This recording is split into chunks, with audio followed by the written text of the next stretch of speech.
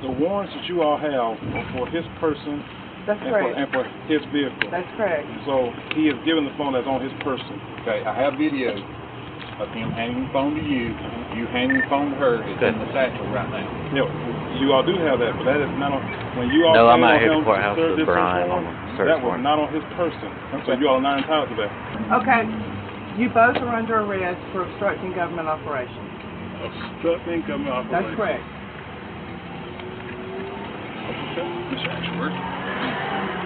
This is definitely an unlawful arrest. Yes, I want to make sure that you know from our position was that this search warrant, this warrant was given to him after he gave us some things for us to use in his defense.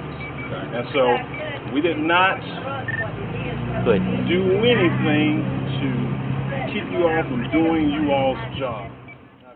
On February 23, 2017, attorneys Victor Revill and Megan Garcia were exiting the Blount County Courthouse with their client, Lloyd Edwards. They were met by Sergeant Sue Ashworth and Deputy Brian Ratliff of the Blount County Sheriff's Office, who were serving a search warrant for Edwards' phones and car. I'm from the Sheriff's Office. Do you have any other weapons on your person at this time that I need to know about? Or safe? No, sir. No, I do in the car. Okay. What do you have in the automobile? A small pistol. Okay. Your vehicle is also part of this search. Okay. So I'm going to have to ask you, do you have the keys to your automobile? Yes, sir. I need the keys to your automobile right now. Okay. Let me pat you down, make sure you don't have any other weapon. Just for your safety and ours.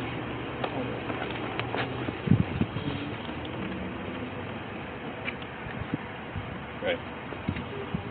Just hang tight, we'll get all this resolved. The warrants that you all have are for his person. That's correct. And for his vehicle. That's correct. So he is given the phone that's on his person. Okay, I have video of him handing the phone to you, you handing the phone to her. It's in the satchel right now. Yeah, you all do have that, but that is not on. When you all No, I'm came not on here at him the courthouse to serve with this Brian on warrant, the search that was warrant. not on his person. So you all are not entitled to that. Okay. Well, all right then. We'll go the other route to get that other phone. During the hearing, right before this interaction, Lloyd Edwards had handed 2 cell phones to Megan Garcia as evidence to prove his wife was fabricating abuse allegations. The phones were in the bag Megan Garcia was holding. Sergeant Sue Ashworth observed this exchange through the courthouse security feed. Believing the phones contained evidence of a felony, the deputy secured a targeted search warrant for Edwards' person and vehicle, leading to the confrontation outside. Under Alabama Code section, every warrant must particularly describe the place to be searched and the things to be seized. This requirement is reinforced by Groh v. Ramirez, where the Supreme Court held that a search warrant is facially invalid if it fails to identify the specific locations authorized for search. In this instance, the cell phones were transferred to Megan Garcia before the warrant was executed. Because the warrant did not explicitly name Victor Revill, Megan Garcia, or her briefcase, the deputies lacked the statutory foundation to seize the bag. And even if the lawyers decided to give the officers the bag, the lawyers would be violating Alabama Rule of Evidence 502 and the rules of professional conduct. Victor Revill and Megan Garcia had an affirmative duty to protect their clients' privileged communications. The lawyers were not choosing to be difficult. They were following a professional obligation. Surrendering the briefcase would have constituted a violation of the attorney-client privilege. This said, Victor Revill was correct to assert that the phones in the bag were not covered by the warrant. We have it on video that he handed his cell phone to his attorney, one, and they handed it to another, and it's in the satchel that is right here. Well, are we being detained? At this moment in time, They're not denying it. We have it on video. I'm going to detain you until we determine the next course of action. Give me Well, just a minute. what I have is Okay. person and vehicle. Okay.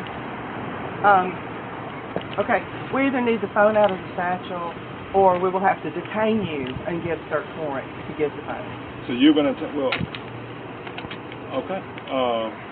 Well, we're not going to give you anything that's on our person that you don't have a right to. So if you detain us, you have to have there's certain constitutional safeguards to do that. But you're going to detain us, then hey, we're not going to run. So, and you all are telling us we are being detained. Is that right, Officer Ratt? At this point in time right now, you are being detained. Now, if they determine. Okay, you both are under arrest for obstructing government operations. Obstructing government operations. That's correct. Mr. Ashworth. This is definitely an unlawful arrest. But we're under arrest. We're under arrest. Yeah, we're right. I'm not sure you're in trouble for it. Sir, if you would.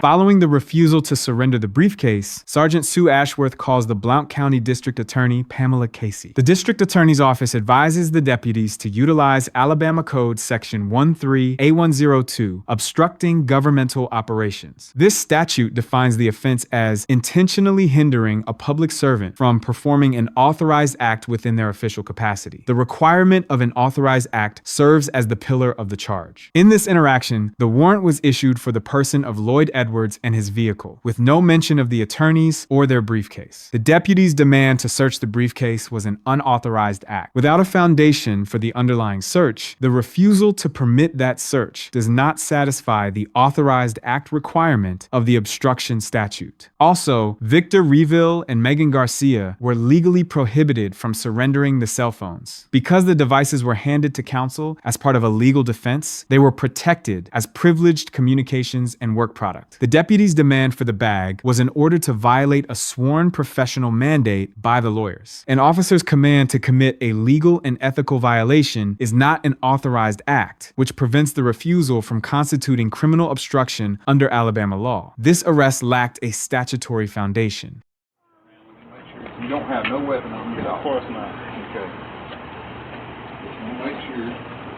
We have it on video. We have not broken the law. So if you're arresting us,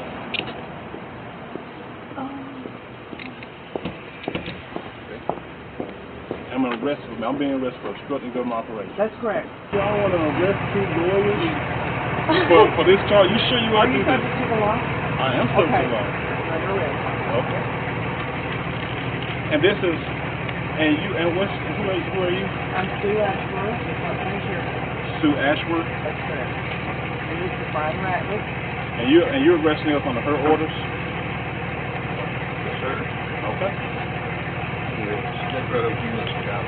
We also need to do the rest of the charge.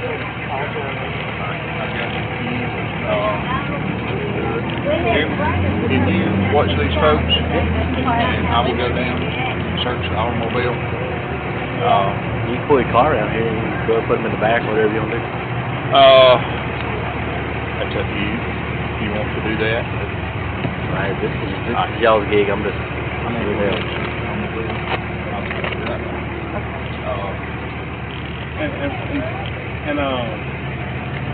Deputy Ratliff, yes, I want to make sure that you know from our position was that this search warrant, this warrant was given to him after he gave us some things for us to use in his defense. Okay. And so we did not do anything to keep you all from doing you all's job. Now, if you all want to take this satchel and go through and do it, at the courthouse. We're not preventing you from doing the search warrant on the car. And I'm out here just video. And I understand your point, but understand ours. From the moment he's entered the courthouse, he's been under surveillance. Yeah. Okay?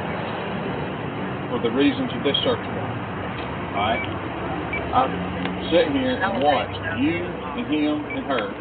If we get about 10 or 15 minutes, I'll be ready. You looked up. Matter of fact, you did look up at the camera 2 or 3 times. He pulled the phone out and handed it to you. You handed it back to him. He was fooling with, I'm guessing, a password. And after a short period of time, he handed it back to you. You handed it to her. She put it in here. Okay? That is evidence for this search warrant. And you agree with me that you all served this search warrant subsequent to that, after that, all right? Yeah. After we left out the building. Yes. And would you agree that we are not preventing you from getting to the building? Okay. I mean, we could sit here and split these hairs all day, okay? Yeah. Well, ain't the first time defense attorneys have got arrested before. Sometimes just get unlawfully arrested. Yeah, Brian. You know where Joe is? As your attorney, I would advise you to keep your Fifth Amendment right to remain silent.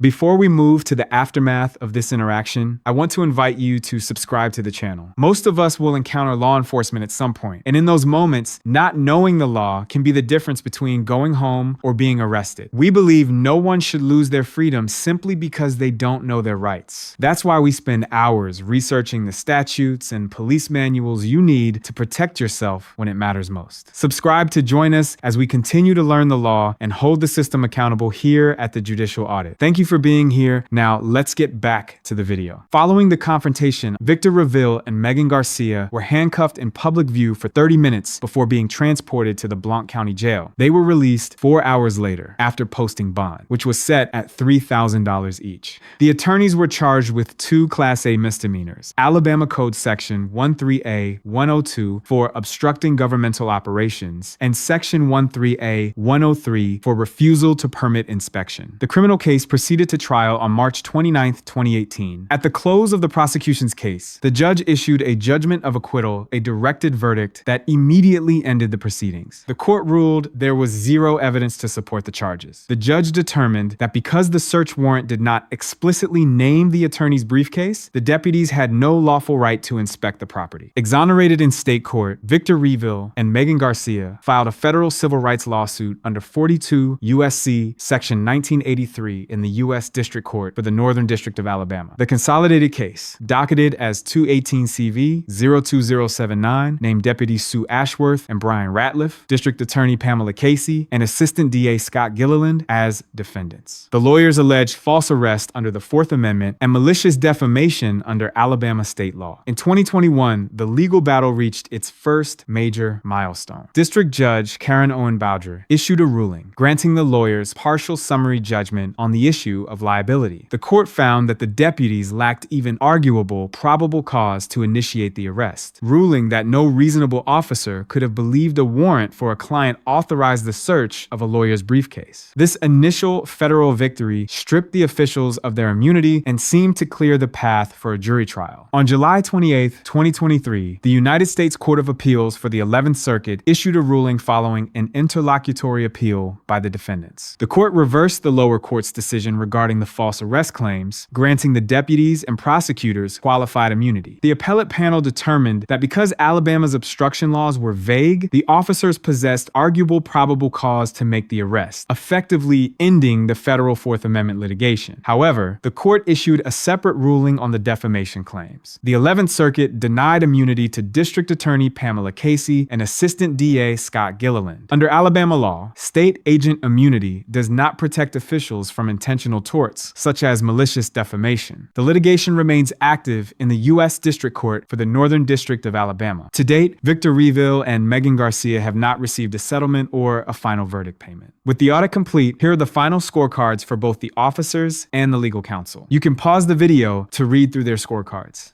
Thank you for watching this video.